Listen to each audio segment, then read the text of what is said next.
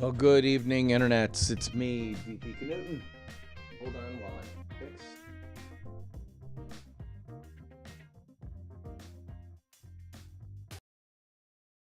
I thought I had everything plugged in correctly, but I didn't. But I do now. Welcome to another edition of BOOKWARD BOUND, my 301-day journey toward the creation and publishing of a new book by January 1st, 2021. On that very day, I shall be, with your help, uploading press-ready PDF files to Amazon's Kindle Direct Publishing platform, where I will be self-publishing a brand new book called NONFICTION BRAND, Discover, Craft, and Communicate the Completely True, Completely You brand you already are. Yep, I've been doing that every night since March 5th, 2020, which was 273 days ago. Yeah, with the exception of 2 nights where I was sick as a dog with Lyme disease, of all things. I've been coming down here every night and doing a live stream where I work on the book for anywhere from, the shortest one I ever did was 15 minutes, but the average is probably around 30 minutes, but some go closer to an hour. But it doesn't really matter because it's all about me coming down here and working on the book in one way or another so that I can progress the book forward toward its completion date, which actually it needs to be done on the 31st of December 2020, which is just in 28 days or less than that. Oh my God. I'm getting scared now a little bit. But that's okay because I actually am down here working on the book with your help, and I thank you for that. So what are we going to work on today, folks? Well, I think I'm going to take you on over to Scrivener, the application I'm using to actually write this book. And you can see it right there. It's got a big window here where you do the writing of the book. And then over here, it's got a navigation pane that shows you all the chapters or sections in the book. And you can see my progress by counting the number of flags that have gone green. Green means it's been all the way through a first pass edit and proofread and everything else. It's not finally finished yet, but it's well on its way. And what I'm doing right now is I'm going through all the blue ones so that I can award them the green flag of completeness, which means green means go. It's all good to go. So tonight I'm working on a new section, going to read through a new section called Jealousy plus Inspiration equals a new book in 301 days. All right, so in the previous section, we talked about Christian Small and his journey, blah, blah, blah. And then the next section talks about this. Christian's story was incredibly inspiring to me, but the whole thing that made this book happen came from a far less uplifting emotion, jealousy. In fact, jealousy started this whole writing a new book thing. Jealousy. In fact, that base emotion got this whole write a new book thing started. As I mentioned earlier, I had heard all about Christian's 191-day quest at Social Media Marketing World 2020. But that story alone did not make enough of an impact on me,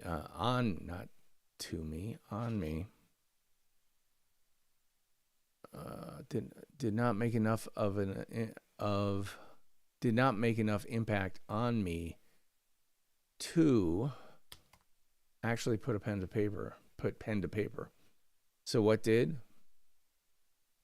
Receiving a copy of my friend Melanie Diesel's brand new book, The Content Fuel Framework. Smoking hot off the press, Melanie graciously gave me a copy of her first book, and while I was tremendously excited for her, I instantly developed a bad case of author's envy. In 2017, I wrote about how Melanie had inspired me to up my social media game after hearing her as a guest on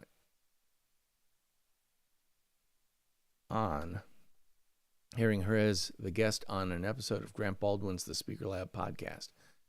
Then when I saw her at Social Media Marketing World 2018, I gave her a copy of the book of my book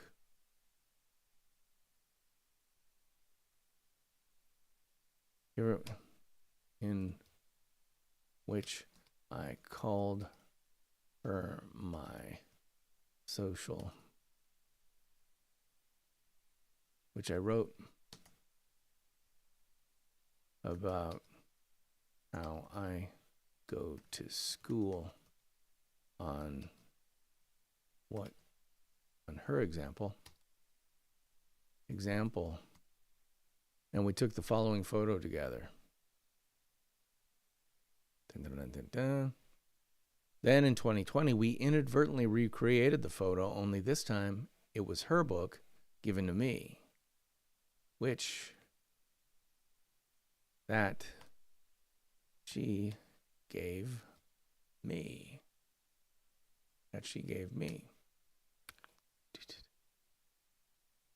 That simple 2020 photo was the match that lit a fire under my backside. I use posterior quite a bit. Under my backside, and set me on a 301-day live stream journey to create the book you hold in your hands. While Christian Small's story provided the inspirational fuel, it was Melanie Diesel's book that actually sparked the fire to get the book done. And frankly, that's how creativity works. High-minded inspiration often requires the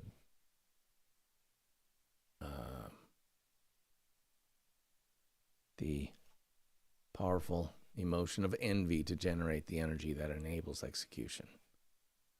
The Beatles' 1965 album Rubber Soul blew the Beach Boys' Brian Wilson away, literally forcing him to raise the ante with his 1966 masterpiece, Pet Sounds, which then inspired the Beatles to create their magnum opus, Sgt. Pepper's Lonely Hearts Club Band, in 1967.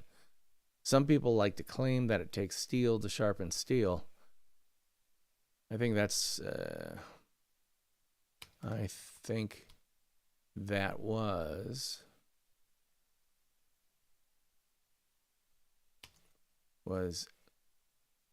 the dynamic at play here. That was exactly, I think that was the exact dynamic at play here. So what's my point? Embrace the envy. Jam off jealousy.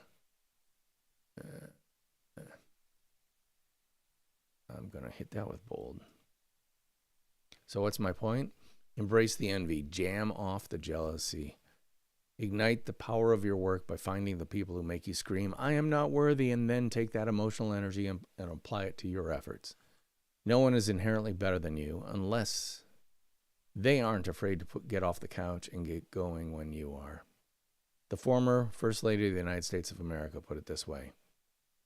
Here is the secret, she added. I've been at probably every powerful table that you can think of. I've worked at nonprofits. I've been at foundations. I have worked in corporations, served on corporate boards. I've been at the G summits. I have sat in at the UN. They are not that smart. Michelle Obama. I still have imposter syndrome, bbc.com, December 2018. What Ms. Obama said is true of everyone you think is smarter, better, sharper, and more talented than you. They aren't. But what they are is persistent, disciplined, determined, and undaunted despite their fears. And the most important thing they've learned, to silence the critic inside their head just long enough to get stuff done. The very concept of personal branding is almost distasteful to some and uncomfortable for many. I understand why. We're taught from our earliest years that we're no better than anyone else, a concept I completely agree with. But many misinterpret that lesson to mean I have nothing special to share with the world. That is fundamentally false. If you're sharing the honest truth of who you are, what you do, and how you do it.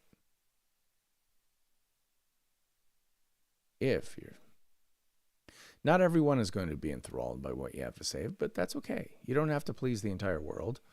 But by sharing what is uniquely yours, you're adding value and positive energy to a society that could really use it. You don't always win, but you know who's guaranteed to be a loser, right? The person who doesn't even try. Okay, Melanie's a regular on my pod. So if you'd like to hear more about and from her, check out episodes, blah, blah, blah, blah, blah, of the podcast. Yay, that gets a green. Gonna green flag that. Let's go on to the next one. Yeah, 1,500 words. All right, so it's not about apps. It's about your voice. A lot of people online are worried that they are being left behind by the greatest iteration of some new social platform. As I write, much of that concern revolves around TikTok. That they know.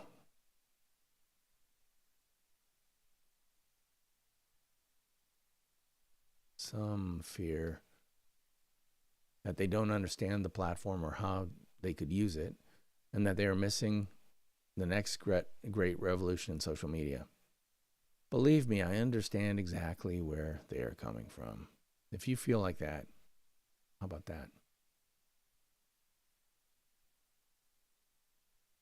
If you feel like that, comma, I understand exactly where you're coming from.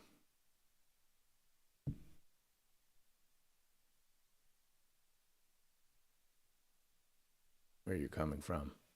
I felt that way about MySpace, Yik Yak, Vine, Meerkat, Friendster, FriendsFeed, and all the rest of the friends, Orkut, Path, and countless others. Notice anything about that list of must-do social sites? They are all defunct and gone the way of the dodo, the flightless bird, not the popular, and still operating animal-oriented video site. So all my anxiety about all the above, I don't need to go all the above. About the above. So all my anxiety about the above was a waste of time? Yeah, pretty much. And were I to fragment my focus to attempt to feed such feeds, would have been, and had I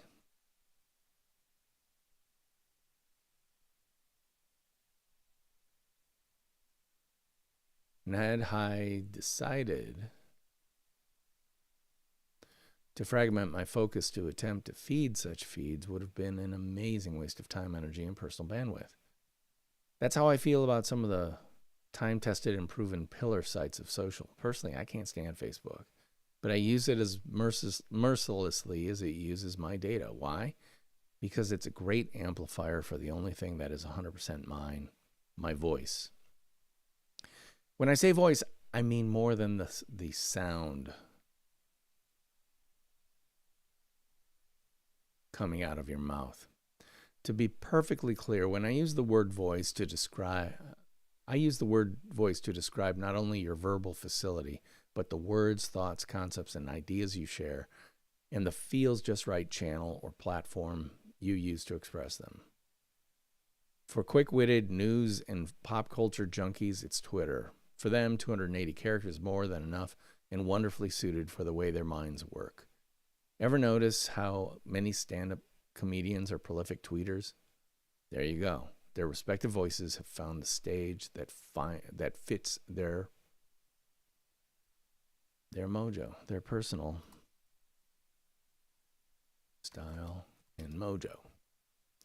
For others, it's all about video. Great on camera and pleasant via video. More than one personal brand has found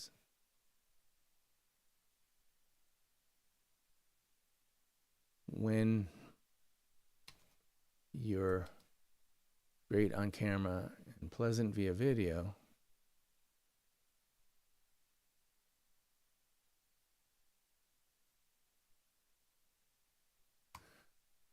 great on camera, video? Question mark. More than one personal brand has found its quintessential expression on YouTube in the form of edited video. A distinct subset of this video-loving genus is the live streamer. Super comfortable without a scripted net, they thrive on the high-risk high wire of YouTube Live, Facebook Live, and Twitch.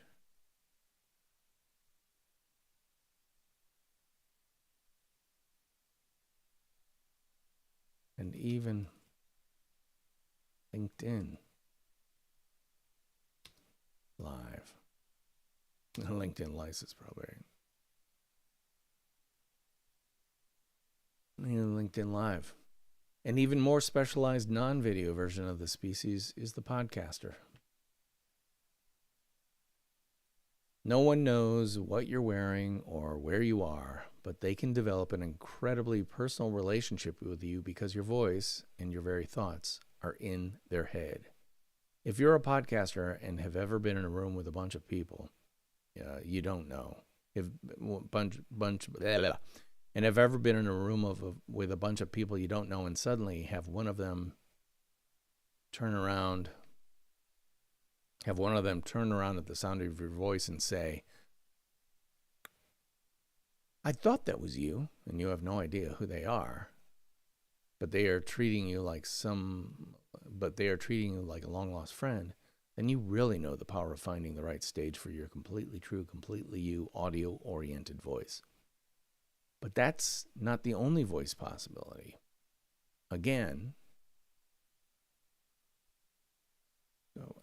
I'm not talking about specific social media channels because they come and go with the tide. Instead, I'd advise you to categorize all the potential channels out there into a relatively small list of style stages. Style stages.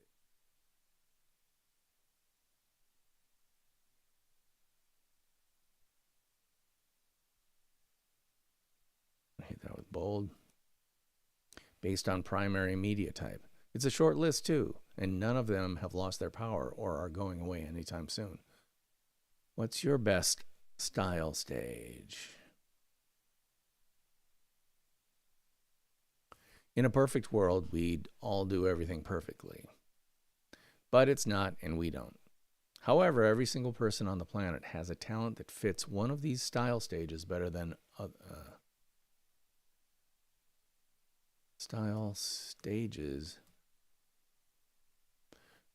the others.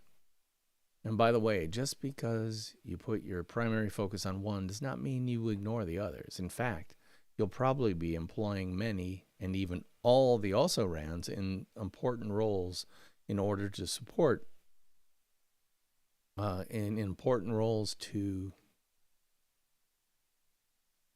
support your primary style stage.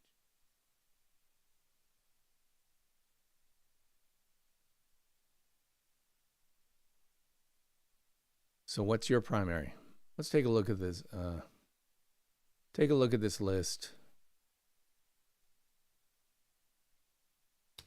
This list, while no means exhaustive,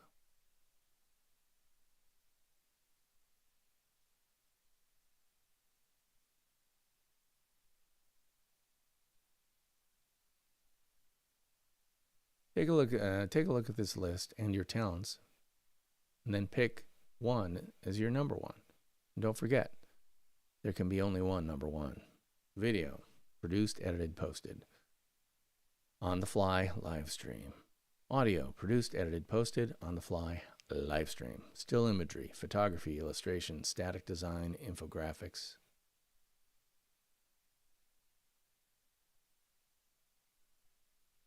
Graphic design, infographics. Writing, short form, long form, book length.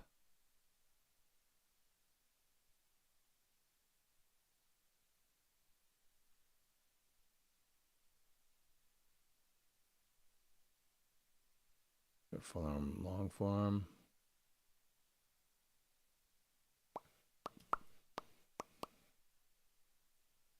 Long form. There we go. This list is by no means exhausted. This list is in no way exhaustive, and I'm sure you can probably add a few more style stages.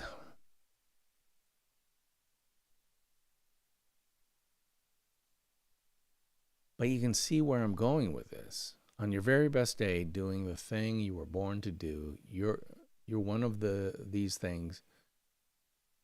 you're undoubtedly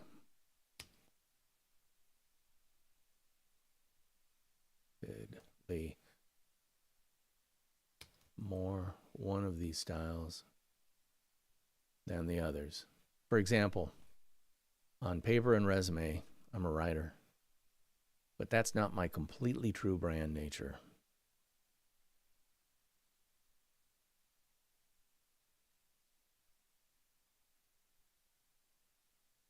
Total truth be told, I'm a performer and have been ever since I got my first laughs during a teacher's conference at Emmanuel Lutheran School in Valparaiso, Indiana. It was one of those teacher in-service days where they had a speaker come in to introduce teachers to the idea of using what I now know is theatrical improvisation to engage children. I was one of a handful of kids they brought in to be involved with one of the speaker's theater games. The game was simple. She lined us up toward the back wall of the gymatorium and told us we could create any room we wanted to by taking a make-believe piece of furniture into an invisible room. The only rule was that once a piece of invisible furniture, non-existent furniture, was placed in the room, it stayed there and no one could walk through it or place another piece on top of it. I think I was in 3rd grade at the time, so that would have made me around 8 years old. And yet, over a half century later, I can remember it like it was yesterday. We kids started playing the game. One kid created a door and walked through it into what appeared to be a poorly mimed stool, placed it down, and then walked out without shutting the invisible door. Even then, I looked at that as a huge missed opportunity. As a missed opportunity. A couple of other kids did their thing, placed and left their respective pieces of furniture, and then it was my turn. They said we could do anything we wanted so long as we stuck to the rules of the game. So if anything goes,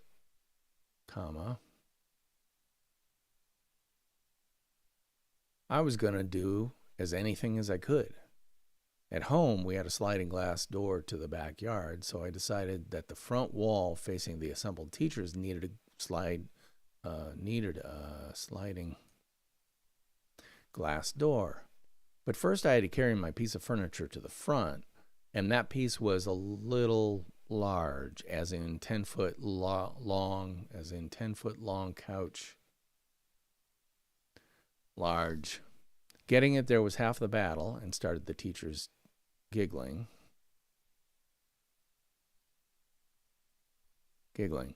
But getting it through the imaginary glass door was the piece de resistance. I look at that day as a fundamental turning point in my life. The day before, I was a kid. That day and every day since, I've been a performer.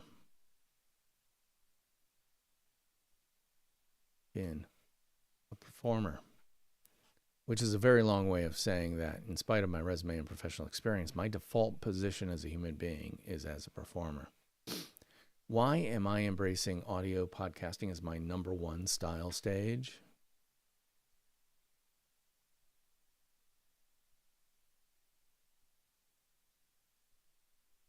Because I am a performer. And video live streaming is a close second and gaining fast for the same reason. But as you can see by the fact that I wrote the book you hold in your hands, that does not stop me from writing. It's just that writing a blog was never meant to be my most important style stage.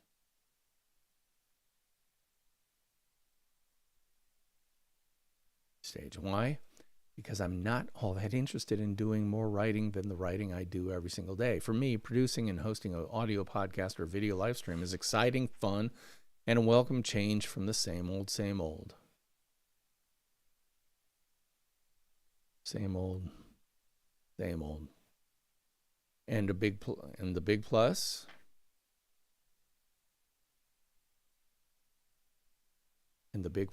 at the time of writing, the Google says there are over 500 million active blogs, but only around 850,000 podcasts. So while others are typing, I'm talking, something I do quite easily and prolifically on mic and camera. But for others, blogging is like a fast-moving stream, is like what a fast-moving stream is to an otter. And that's my point. Find your style based on your completely true voice, and then focus on the stage that best represents who you are, who you truly are, what you do, and most importantly, how you do it. No one is exactly like you. Not every stage is right for you. But when you look deep and get super honest with yourself, you're going to see that it's beyond okay for you not to want to do X, and look forward to concentrating on Y, and get super, that it's beyond okay for you, and look forward to concentrating on Y. There's way too much to focus. Okay, focus. Look forward to concentrating on Y. There's way too much to focus on being everywhere all the time.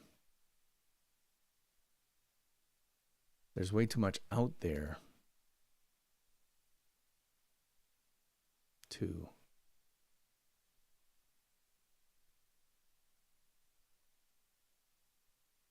try to be everywhere all the time. The fewer better doctrine,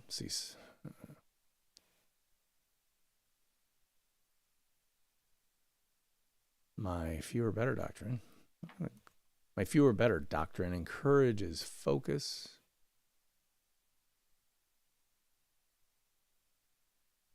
and interest in order to maximize effectiveness. In other words, it's better to go deep than wide, especially instead,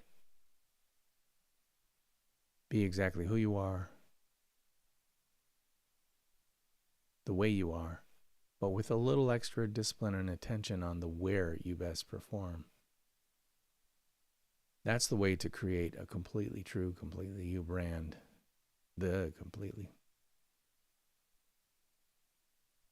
That's the best way to communicate the full truth about the completely true, completely brand you already are. Yeah. Cool. Let's give that a green flag. Yeah, you can tell reading this aloud gets to you vocally. Literally, quite literally vocally.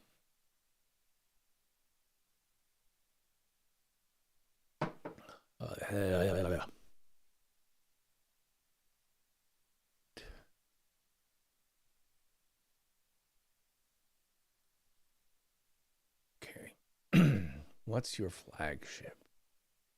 Back in the days of sail, a flagship was typically the mightiest vessel, not ship, vessel, in a flotilla. It carried the admiral in charge of the operation and served as the command, control, and communications hub for the entire seaborne operation. Whenever the admiral wanted the group to change direction, he'd run up a series of colorful flags to signal the entire group what the maneuver was and when to initiate it.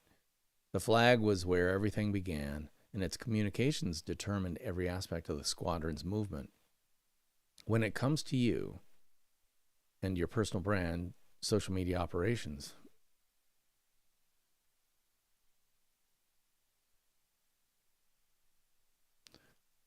knowing this, when it comes to you and your social media, and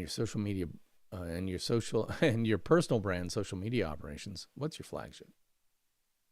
Your style stage, which I just talked about, which is good.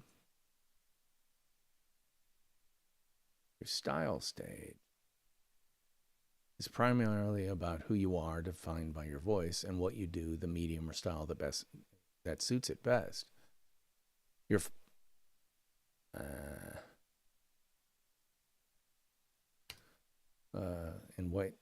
and your flagship is the channel that is your best fitting stage.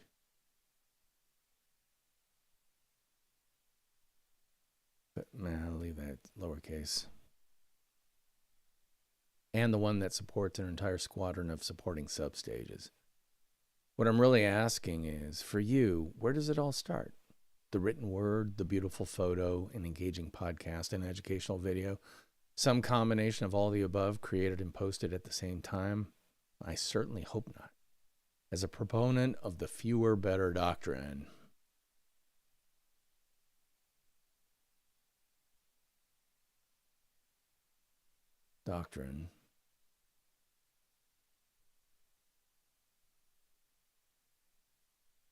I truly believe focusing on the one best for your voice style stage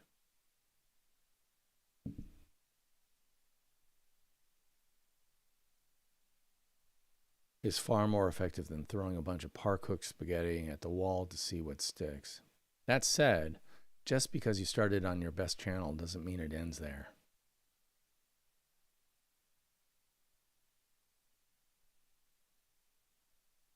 Enter from stage right. A powerful tactic. The content cascade.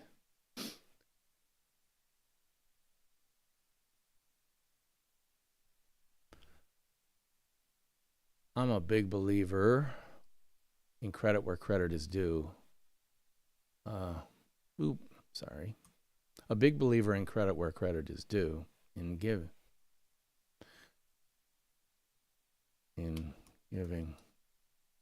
I have to give massive props to Jay Bear for introducing me to this concept via one of his great podcasts, all of which I highly recommend. He shared the fact that the way he maximizes the value of anything he puts online is to repurpose it mercilessly. He starts with video content that is then transcribed, edited, and cleaned up to become a full-length blog post, which is then sliced and diced into any number of smaller subparts optimized for a handful of social media channels. That's really smart, so much so, I thought I'd give it a catchy name and a pretty graphic to illustrate it for those who learn better visually, and anyone who can benefit from the synergy to be had when word and picture unite to tell a fuller story. Basically, it's a workflow that goes YouTube video, transcribed blog post, LinkedIn article, Facebook post, Facebook lowercase post, Instagram post, Twitter post. One piece of content with any number of downstream variations, re-edits, remixes, and cross-purpose posts.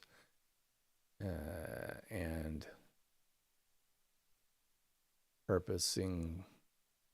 cross-purposing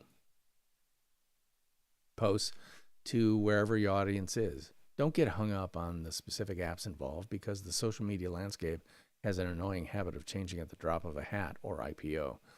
Focus instead on the first principal mediums they serve: video, audio, written word, still image, et al. The big point is to never lose sight of the fact that you can take advantage of the heavier lift work you do, example, long-form video edit, 2,000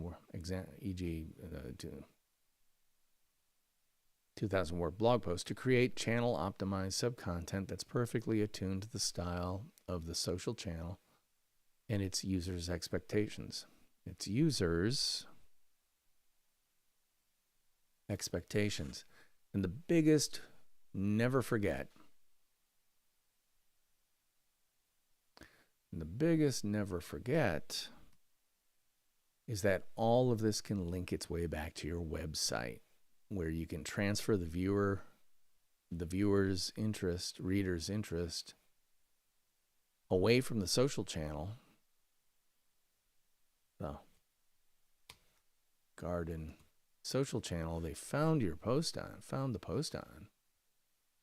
They found the post on and move it to your website. and move it to your website, and ideally, mailing list. Your flagship needs to suit your voice and style. Unless you're a true social gadfly, it's likely that you love one or two social channels, put up with another or so, and absolutely hate another.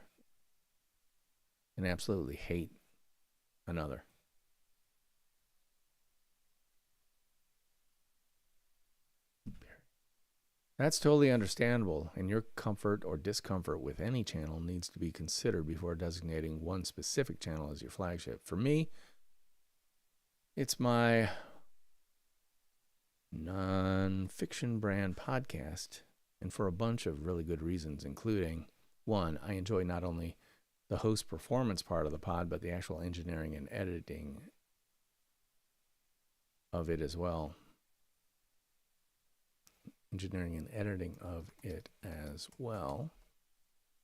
The style of the show I've developed is 100% in sync with the way my mind works and the amount of work I feel comfortable putting into it in order to fulfill my new episode every week promise. Interestingly enough, given that technically I've been a writer for close to 30 years, a similar promise I made to the writing and posting of weekly blog posts was never something I could keep up with for more than a couple of months. But a podcast that requires a lot more scheduling, editing, and promotion, for some unknown reason, I find that completely doable. That's what I mean when I say you need to find your natural voice and the style stage that suits it to a T. 3. I really love its ability to allow me to contact people I find valuable, fascinating, and interesting, and valuable and fascinating.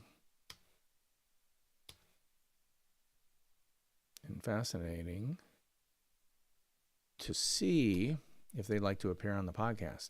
90+% of the time, the answer is yes. And by the end of the recording session, we've become friends. Lots of birds taken That's a lot. That's a lot of birds being taken out with one podcast stone for sure.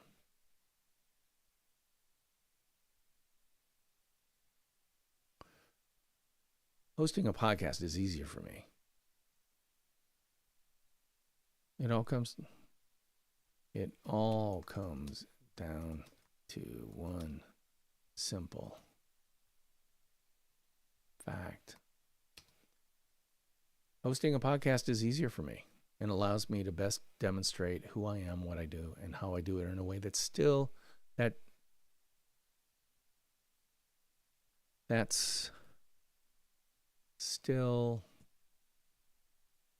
a tad bit extraordinary.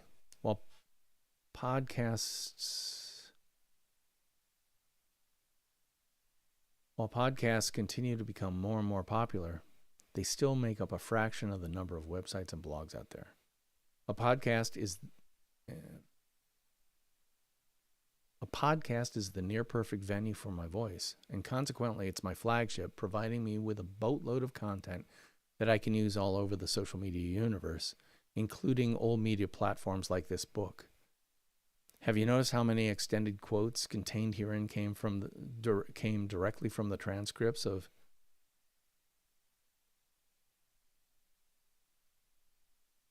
my NONFICTION Brand podcast episode?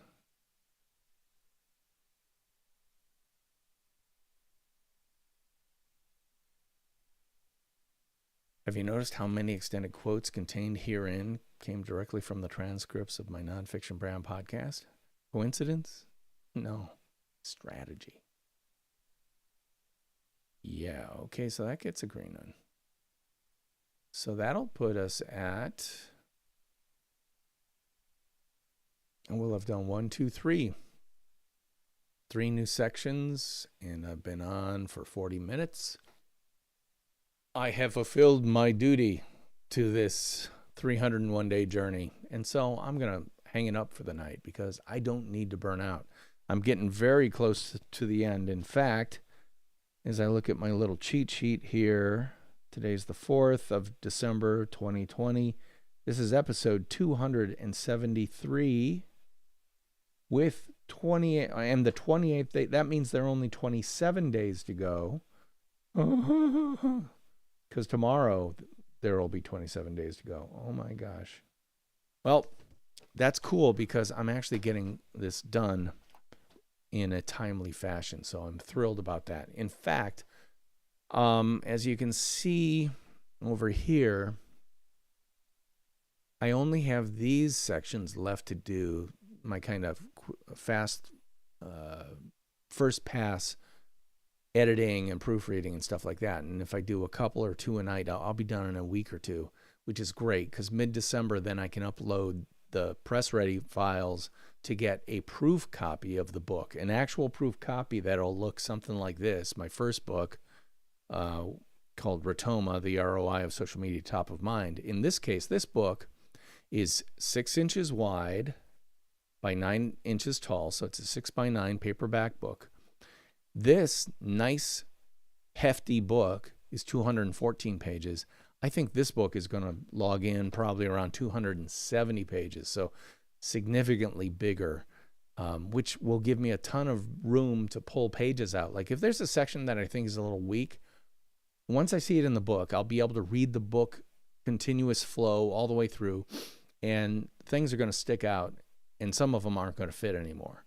That's the way for me to find out what I need to pull out in terms of the narrative arc of the book. So I need to get that proof book to be able to do that, because just trying to read on screen, that doesn't work for me. You need to be able to say, oh, wait a minute. I wrote about this here, but I also wrote about it here. One of these has to go, and that's when decisions to edit get made. So anyway, that's it for me tonight.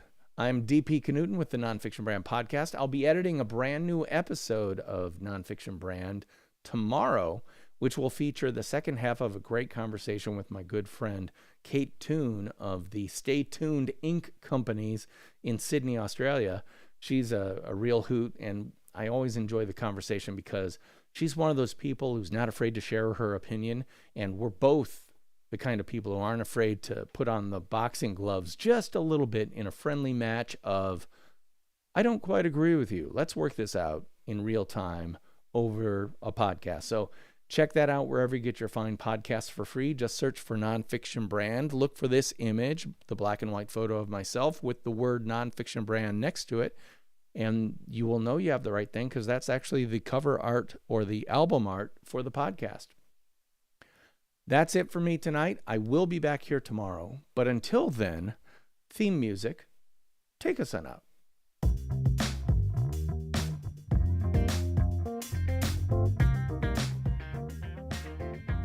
I'll see you tomorrow.